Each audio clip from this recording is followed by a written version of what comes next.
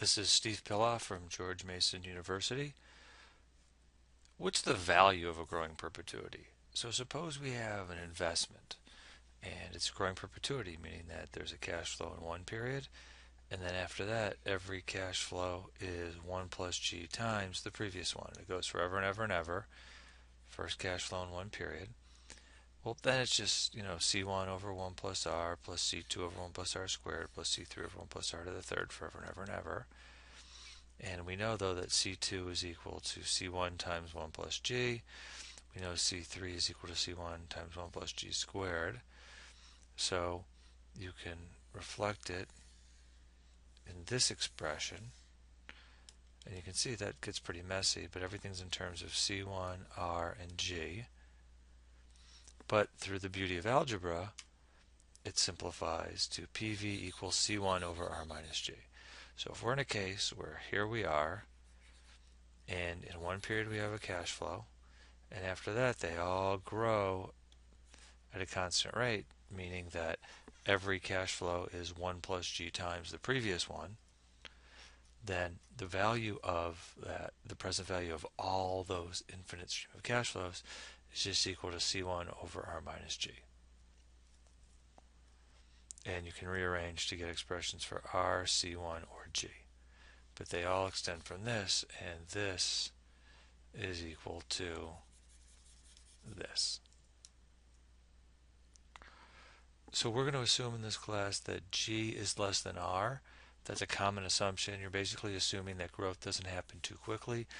If it did, then what would happen is the cash flows themselves would be getting bigger at such a rate that their present values, even though you're discounting them, would also be growing, and the value of a growing perpetuity would be infinite.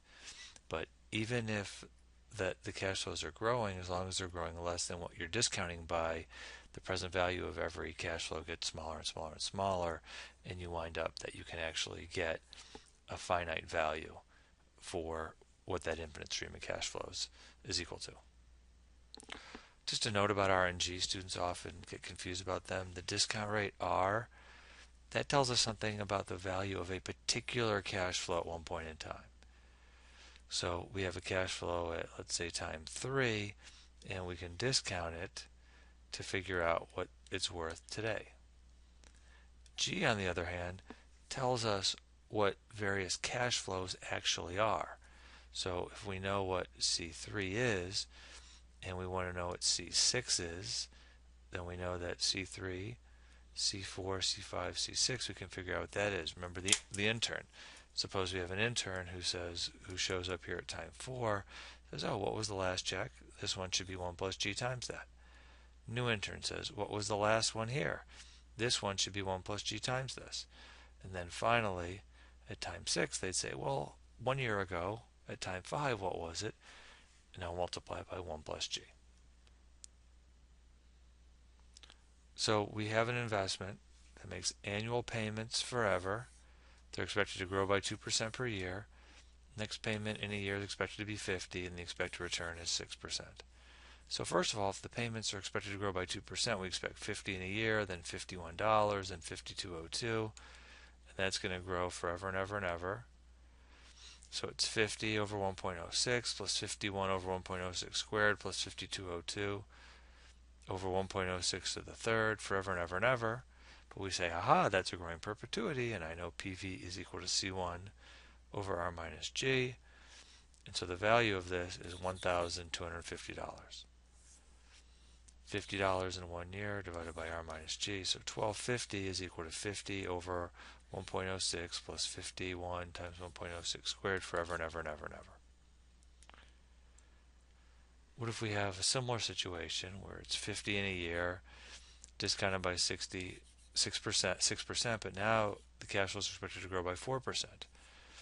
So it's 50, just like the previous investment, but now this one's 52 as opposed to 51. This one's 54.08 as opposed to close to 52. So 50 over 1.06 plus 52 over 1.06 squared plus 54.08 over 1.06 to the third forever and ever and ever. Again, we say, aha, that's a growing perpetuity. PV is equal to R minus G. And this guy is worth 2,500. It's is worth more. You can see the cash flows on the previous guy, 50 and then 51, roughly 52, 50, 52, 54. This guy's got higher cash flows, same discount rate, same expected return. This takes us to our conclusion that if we have two perpetuities, same expected cash flow in one period, same expected return, however, and the same payment at the same times, then the one with the higher expected growth rate has the higher value.